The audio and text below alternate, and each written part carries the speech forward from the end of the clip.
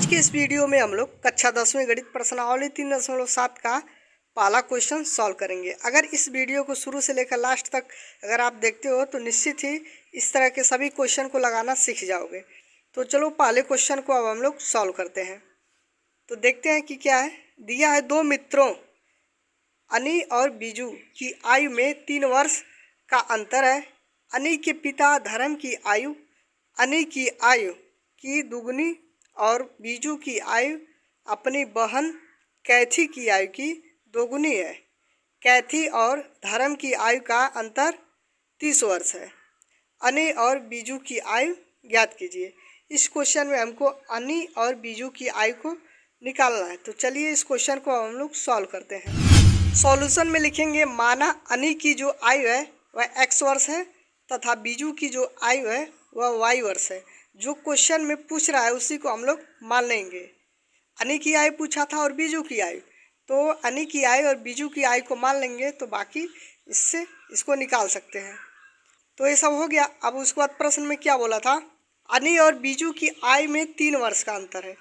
अनी और बीजू की आयु में 3 वर्ष का अंतर है। जब 3 वर्ष का अंतर है तो हम लोग क्या लिख सकते हैं, x माइनस वाई कुल कितना होना चाहिए अंतर 3। तो वही लिखे हैं कि अनी और बीजू की आयु में 3 वर्ष का अंतर। तो अनी की आयु x माने हैं और बीजू की आयु y, तो अंतर क्या हो जाएगा x माइनस वाई इक्वल 3, जो कि प्रश्न में दिया है।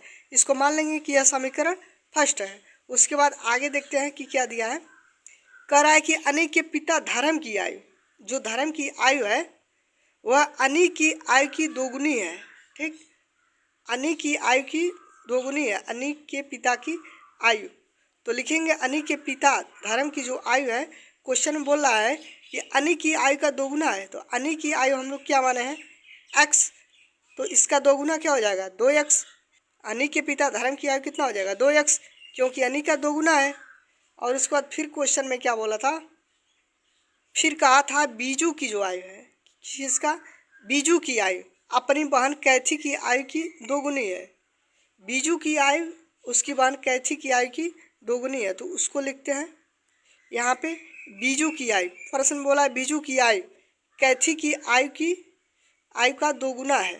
ठीक, तो बीजू की आयु हम लोग क्या माने हैं y, और कैथी की आयु का दोगुना है। कैथी की आयु हमको नहीं पता है, तो इसकी आयु का दोगुना है किसका बीजू की आयु। तो यहाँ पे दोगुना है जब, तो इधर 2 को पक्षांतर करेंगे तो कैथी की आयु निकल सकती है ना। ये दोगुना है तो इसका आधा करेंगे तो इसका कैथी की आयु निकल जाएगी। तो वही लिखे हैं कैथी की आयु कितना हो जाएगा तब y/2 वर्ष।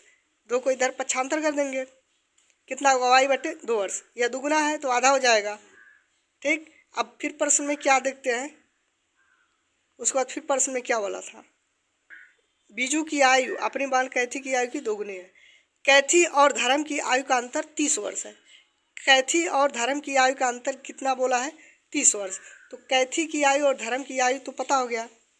कैथी की आयु कितना आ गया y/2 और धर्म की आयु कितना हो गया 2x। इसका जो अंतर कह रहा है वह 30 वर्ष है। तो 2x माइनस y/2 इक्वल कितना हो गया 30। यह प्रश्न में दिया था। अब क्या करेंगे, देख रहे हैं इसके बटे 1 है तो एलसीएम लेंगे 2 होगा। ठीक, यहाँ पे कितना हो जाएगा तब 4x minus y/2 equal 30। 4x minus Y equal कितना होगा 2 का इसमें गुणा कर देंगे तो कितना होगा 4x माइनस वाई इक्वल 60। इसको मान लेंगे कि यह समीकरण सेकेंड है। अब इसको हम लोग क्या करेंगे, समीकरण फर्स्ट और सेकेंड मिल गया, इसको अब हम लोग सॉल्व करेंगे। तो लिखेंगे समीकरण सेकेंड में से समीकरण फर्स्ट को घटाएंगे। समीकरण सेकेंड क्या है 4x माइनस वाई इक्वल 60 और फर्स्ट है x माइनस वाई इक्वल 3। घटाएंगे तो चिन्ह परिवर्तित हो जाएगा 4x माइनस x, तो घटाएंगे तो कितना होगा 3x और माइनस वाई और प्लस वाई, इससे कैंसिल। 60 में से 3 घटाएंगे कितना होगा 57। x इक्वल कितना होगा 57/3, तो 19 दिया कितना होगा 57। x की वैल्यू आ गई 19। अब y का मान हम लोग कैसे निकालेंगे, फर्स्ट या सेकेंड में रख के वैल्यू को निकाल सकते हैं। तो चलिए y की वैल्यू को निकालते हैं। अब लिखेंगे समीकरण फर्स्ट में x का जो मान है वह रखने पर, फर्स्ट क्या था x माइनस वाई इक्वल कितना था 3 था। ठीक, तो x की वैल्यू हम लोग क्या निकाले हैं 19, तो 19 यहाँ पे लिख दिए माइनस वाई इक्वल 3 वाई को इधर पक्षांतर करेंगे तो प्लस वाई हो जाएगा, और उसके बाद 3 को इधर करेंगे तो -3 हो जाएगा। तो y इक्वल 19 - 3 इक्वल 16। y की वैल्यू आ गई 16। x इक्वल हम लोग किसकी आयु माने थे? अनि की आयु। अनि की आयु कितना आ गया? 19 वर्ष। और बीजू की आयु को हम लोग क्या माने थे? y वर्ष। तो y की वैल्यू कितना आ गया? 16। तो बीजू की आयु 16 वर्ष आ गया। लेकिन प्रश्न में एक चीज़ और था, कहा था अनि और बीजू की आयु का अंतर कितना था? 3 था। तो यहाँ पे हम लोग क्या लिख सकते थे? परंतु यदि बीजू बड़ा है तो आयु का अंतर, जब अनि बड़ा था तो x - y लिखे थे इक्वल 3। ठीक, अगर इसमें बड़ा छोटा नहीं दिया है, अगर मान लीजिए कि अगर बीजू बड़ा है तब क्या होगा? तब y - x इक्वल 3 होगा ना। ठीक, तो इस तरह से भी हम लोग क्वेश्चन को सॉल्व करेंगे।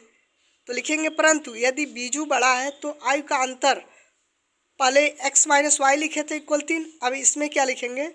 y - x इक्वल 3, क्योंकि मानना है कि बीजू अगर बड़ा है तब ये होगा। इसको मान लेंगे समीकरण थर्ड। सेकेंड तक मान चुके हैं तो y - x इक्वल थर्ड। अब समीकरण सेकेंड हमको मिला था, तब क्या करेंगे? समीकरण सेकेंड और थर्ड को जोड़ देंगे। इसको सेकेंड क्या था? 4x - y इक्वल कितना था? 60 था, ये सेकेंड था। और थर्ड कितना आया है? y - x equal 3। तो इसको y - x को हम लोग क्या लिख सकते हैं?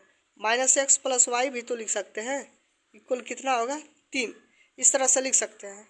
ठीक, तो अब इसको जोड़े थे तो 4x और -x घटाएंगे तो 3x आ जाएगा, -y + y से कैंसिल। 60 और 3 ऐड करेंगे तो कितना होगा? 63। x की वैल्यू क्या हो जाएगी तब? 63/3। तो x की वैल्यू आ गई 21। अब x का जो मान है वह थर्ड में रख सकते हैं, रखेंगे तो y की वैल्यू हमको मिल जाएगी। तो चलिए इसको रखते हैं। तो y - x था, थर्ड क्या था? y - x equal 3। तो x इक्वल यहाँ पे 21 रखेंगे तो y - x इक्वल 3। 21 को पक्षांतर करेंगे तो 21 + 3 इक्वल क्या होगा? 24। y की वैल्यू आ गई 24। तब क्या होगा? अनि की आयु। x इक्वल हम लोग क्या माने थे? अनि की आयु। तो अनि की आयु कितना आ गया? 21 वर्ष। और बीजू की आयु कितना आ गया तब? 24 वर्ष। इस तरह से बहुत ही आसान तरीके से इस क्वेश्चन को सॉल्व कर सकते हैं। Thanks for